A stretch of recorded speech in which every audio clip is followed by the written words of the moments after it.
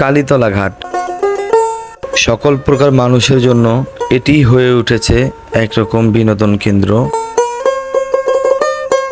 যেখানে দিন শেষে নানান রকমের মানুষ তাদের মনকে ফ্রেশ করতে এবং এখানকার সৌন্দর্য উপভোগ করতে চলে আসে।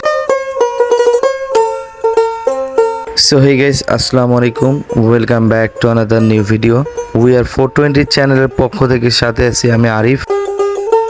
আজকে আমি আপনাদেরকে নিয়ে এসেছি বগুড়া জেলার সারিয়াকান্দি উপজেলায় অবস্থিত কালীতলা ঘাট নামে পরিচিত যে জায়গাটি রয়েছে, এই জায়গাতে